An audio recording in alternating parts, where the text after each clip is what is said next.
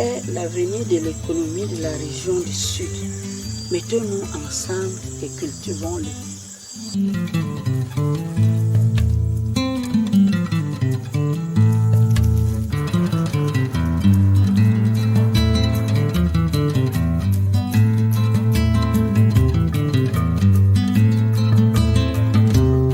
Aujourd'hui, qui aura encore raison de dire que son manioc pourrit? Puisque l'usine est là, vous arrivez, vous allez vendre votre manioc, on vous remet votre argent, l'usine transforme et envoie ou vend partout où elle veut.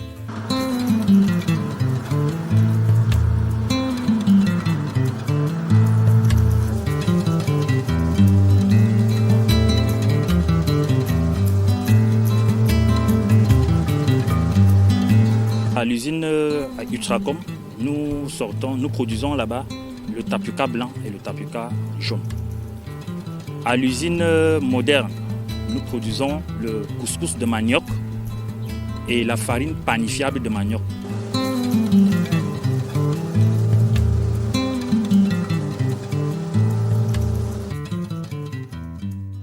Le manioc est l'un des aliments les plus cultivés au sud du Cameroun.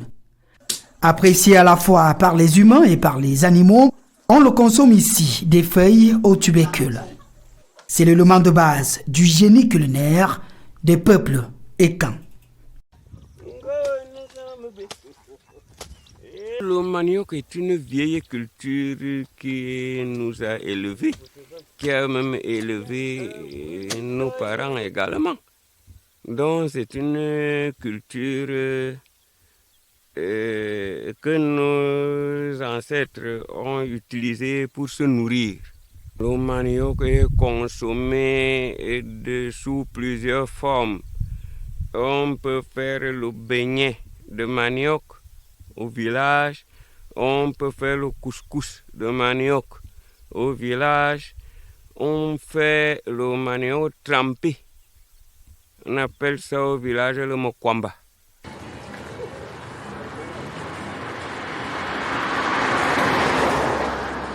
Située à 170 km de Yaoundé, la localité de Ngoulé-Makon est la porte d'entrée de la région du Sud.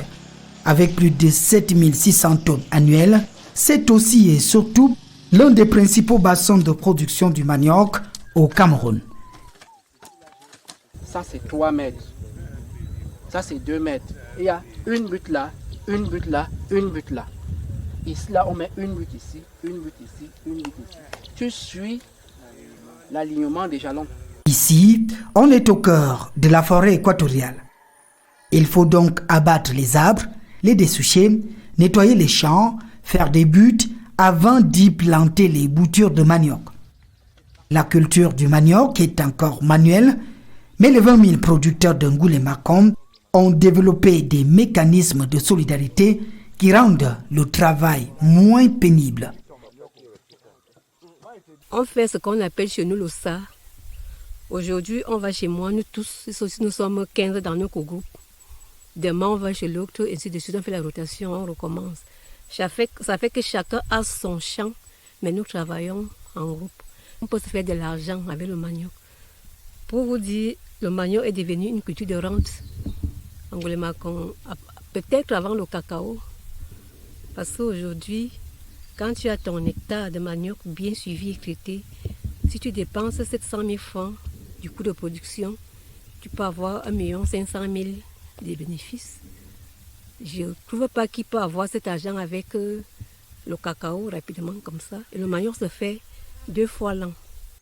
Au-delà de cette dynamique de groupe traditionnel, les producteurs de manioc se sont organisés en une coopérative dénommée Socoproman, la société coopérative des producteurs de manioc d'Ngoulé-Makon.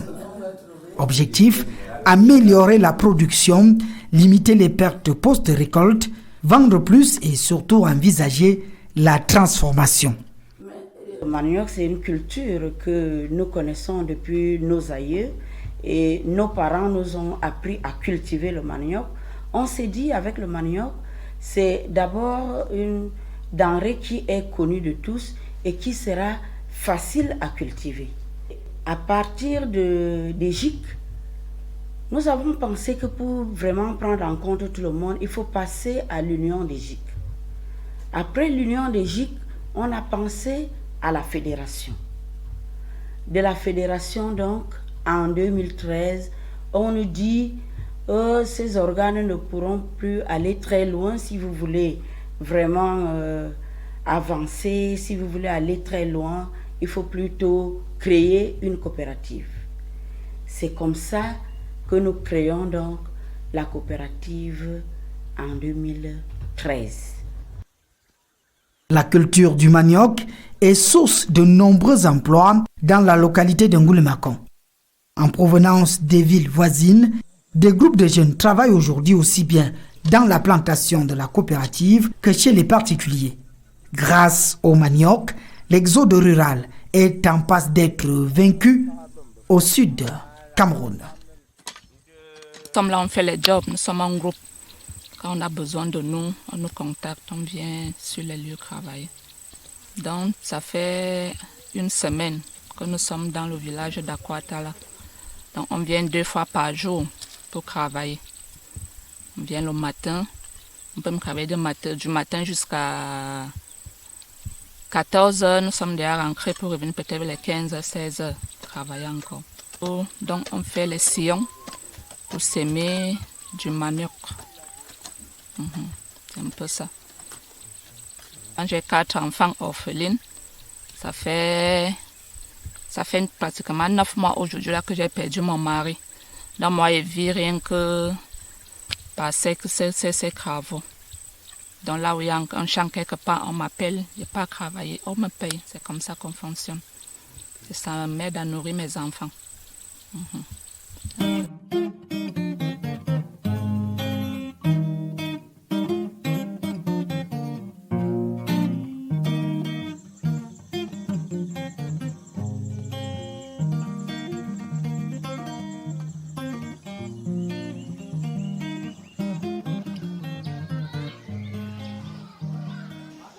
L'arrivée de la coopérative a véritablement boosté la production du manioc à Ngoulémakon.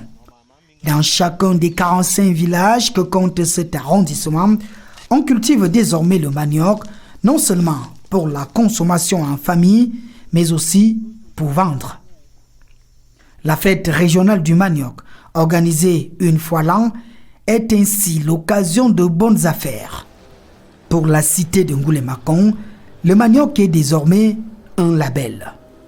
Qui dit Ngoulémakon dit manioc, parce que nous sommes un véritable bassin de production du manioc, en ce qui concerne ne serait-ce que la région du sud. Donc c'est devenu un label, le manioc pour Ngoulémakon, notamment avec le travail qu'a base jusque-là la coopérative Socoproman, société coopérative des producteurs de manioc de Ngoulémakon. Nous les avons aidés par des formations, par la mise en place du processus d'organisation structurelle, des GIC, des unions de GIC et autres. Et elles se sont mutées plus tard en coopérative pour se conformer et être capables de saisir les opportunités. Donc notre rôle a été un rôle juste d'accompagnateur en tant que structure qui peut accompagner les économies locales dans sa localité. Et nous pouvons dire aujourd'hui que nous sommes fiers du travail et des pas accomplis par cette structure-là. Ce n'est pas facile, mais nous pensons que c'est quand même une fierté locale. Le déclic vers la transformation va se produire au cours de la 2e édition de la fête du manioc. Les revendeuses invitées vont répondre aux abonnés absents. 3 tonnes de manioc sortis des champs vont se perdre en cette triste occasion. Ces femmes ne sont pas venues. Nous avons sorti plus de 2000 filets de manioc. Lorsque nous nous sommes retrouvés avec 1500 à la fin de la fête, nous avons essayé de transformer en bâton. Cela n'a pas signifié à quelque chose. Nous avons essayé de faire un watafoufou. À la fin, nous avons jeté ce manioc qui a, pendant des semaines, Ngoulémakon pourrissait, avait il n'y avait que l'odeur du manioc Ngulmakong. Alors, au résultat de tout cela, nous avons pensé qu'il fallait réfléchir à la transformation. Et nous avons donc commencé à faire des formations, à apprendre comment transformer le tapioca, le couscous et puis les autres dérivés. Bon, par la suite, nous avons même bénéficié des formations à l'extérieur, notamment au Bénin, en Israël et en Corée du Sud. Après dans ces formations, nous avons pensé qu'il fallait mettre une petite unité artisanale, en tout cas semi-artisanale, pour commencer cette transformation. Le vendredi 30 octobre 2015, Laurent Serge Etundingwa, alors ministre des Petites et Moyennes Entreprises, de l'économie sociale et de l'artisanat, inaugure à Ngulmakong la toute première unité de transformation du manioc au Cameroun. D'une capacité de 7 à 8 tonnes par jour, l'Utracom permet de produire du tapioca, du couscous de manioc et de l'amidon selon des procédés semi-industriels. On peut produire du tapioca, on part des racines du manioc.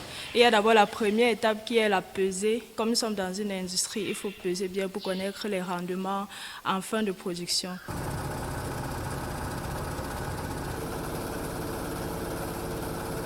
Le tapioca, c'est une sorte de semoule. Après ce processus, on passe à la presse.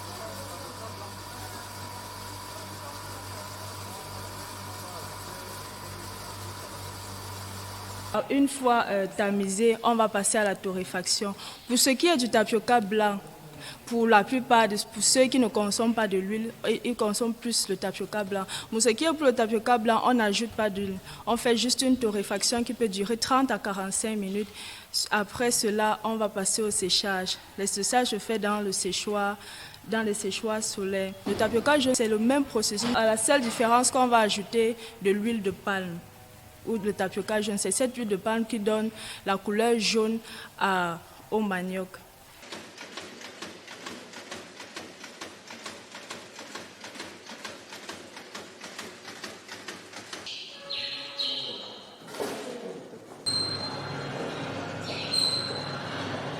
Cinq ans plus tard, l'unité semi-artisanale de transformation du manioc va se révéler insuffisante et technologiquement inadaptée pour transformer les quantités toujours plus importantes de manioc produits en Ngulmakong. Angéline Akwa pense alors à une transformation industrielle.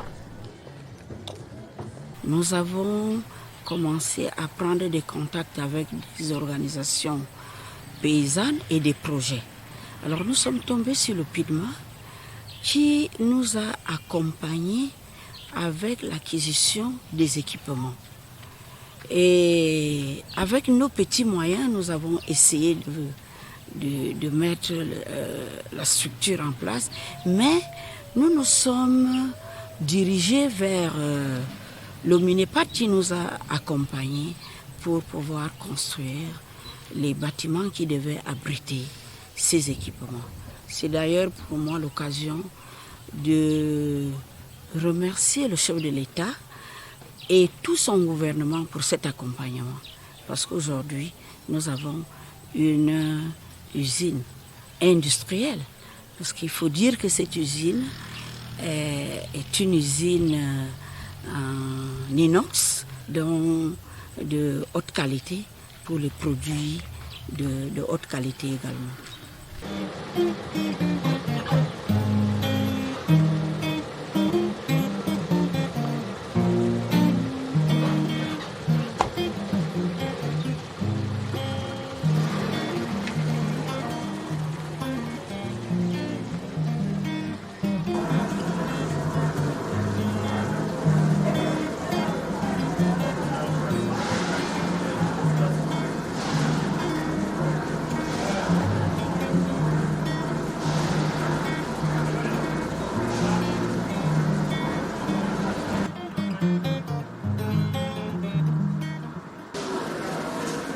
Chaque matin et à tour de rôle, les camions de la coopérative apportent à l'usine flambant neuve des quantités importantes de manioc provenant des champs des producteurs de Ngoulé-Macomb. Le manioc calibré et pesé est ensuite épluché manuellement grâce à la dextérité d'une douzaine de jeunes filles qui travaillent au quotidien à l'usine. On arrive ici, la première des choses, on met la blouse, on apprête les seaux, les couteaux et après le pesage, on commence à nettoyer. Toute la journée, on est là et la pause, c'est à partir de midi. On prend la pause à midi pour recommencer à 13h30. Bon, il y a des jours où on fait 2 tonnes, 3 tonnes. 3 tonnes de manioc. Et parfois, comme aujourd'hui, c'est 5 tonnes, environ 5 tonnes qu'on est en train d'éplucher aujourd'hui. Ce travail me permet à résoudre beaucoup de problèmes dans ma famille, comme par exemple à payer mon loyer, prendre soin de mes enfants et aider mon conjoint de temps en temps. La nouvelle usine de Ngoulé-Macomb est un bijou de technologie. Elle est constituée de 3 grands ateliers équipés de machines de dernière génération qui permettent la transformation industrielle des tubercules de manioc en farine. Après avoir reçu la matière première, cette matière première est divisée en 2 parties. Nous avons des grosses tubercules de manioc et des petites tubercules de manioc qui sont mis de côté. Des grosses tubercules de manioc sont découpées et seront traitées plus tard par notre laveuse éplucheuse automatique. Et quant aux petites tubercules de manioc, elles seront traitées manuellement.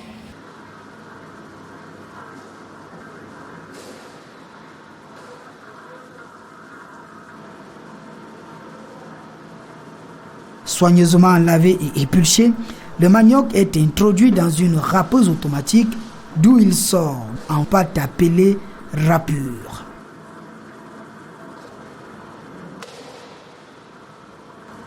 Cette râpure de manioc est ensuite dirigée vers la presse hydraulique.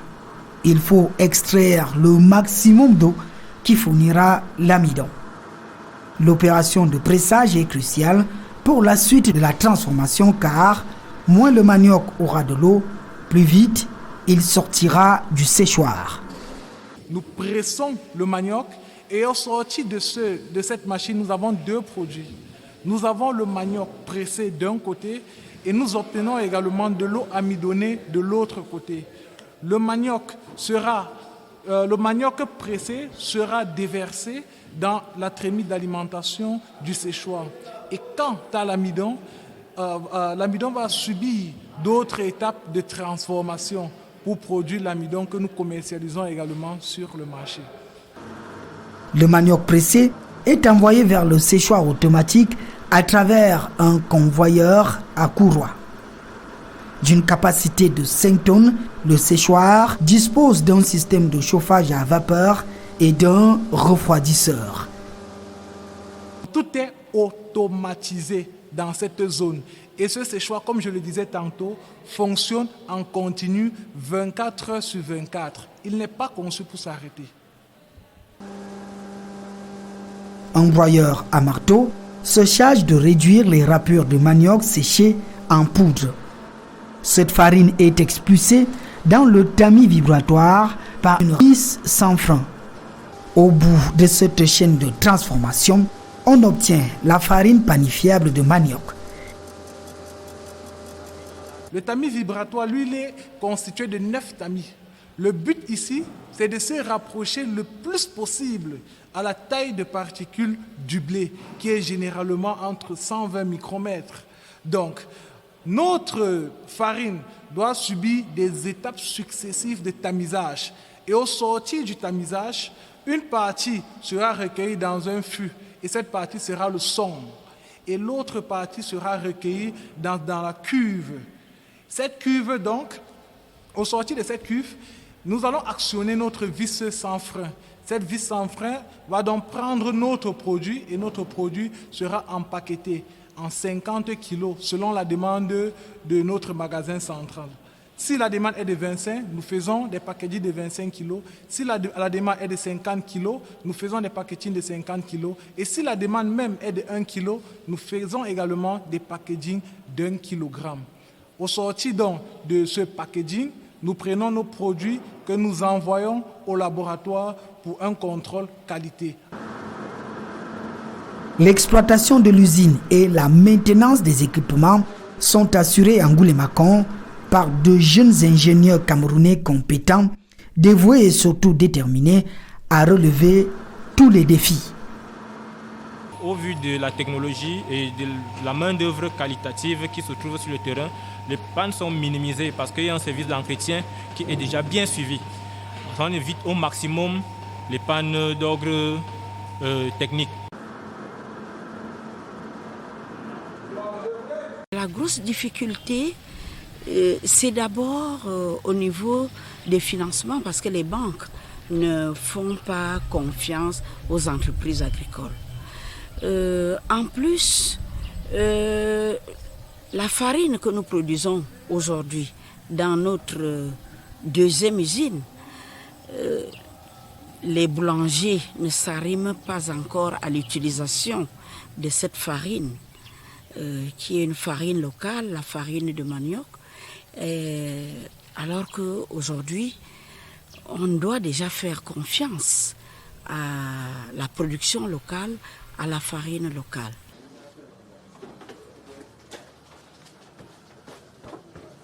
On est au four et au moulin dans cette boulangerie située à l'entrée de la ville de Bouloba. Depuis l'avènement de la farine panifiable de manioc de Ngoulémakon, on produit ici, avec bonheur, du pain enrichi de la farine locale. Dans un premier temps, nous avons fait un test de la farine de manioc incorporée avec la farine de blé. Et oui. Et nous avons eu un résultat satisfaisant. Et oui. Nous avons constaté qu'en incorporant la farine de manioc avec la farine de blé, nous avons le poids du produit final est beaucoup plus le poids de la farine de blé uniquement. Et dès lors, nous avons décidé de mélanger maintenant tous nos produits en incorporant 10% de la farine de manioc dans la farine du blé.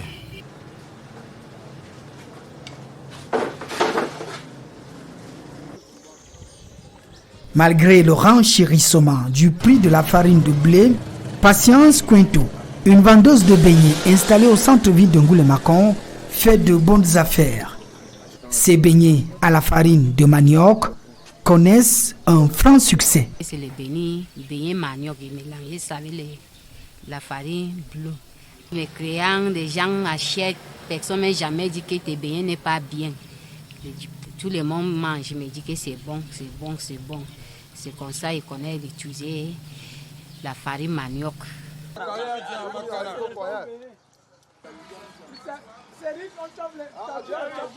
Les beignets qu'ils mangent là, ça fait produire de farine de manioc. Et c'est très bon dans la bouche qu'on mange. Tous les motomanes, beaucoup, ce matin, les élèves ont mangé ici. Même les enfants mangent ici avant d'aller à l'école.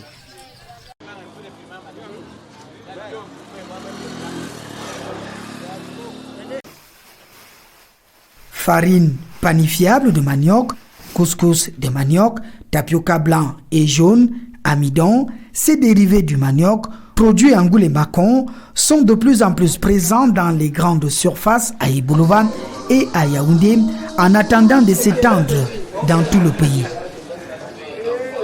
Parce qu'elle apporte une réponse à la politique d'import-substitution au Cameroun, l'usine de transformation de manioc de Ngoulémakon mérite d'être soutenue et ses produits largement consommés. J'ai acheté l'amidon qui nous permet de bien laver nos habits, qui garde bien les habits. J'ai pris du tapioca pour les enfants. C'est un bon tapioca Ça permet aux enfants, quand ils rentrent de l'école, si tu n'as pas encore fini de préparer, tu peux d'abord mettre dans l'assiette et c'est très bon. Et c'est nourrissant en plus.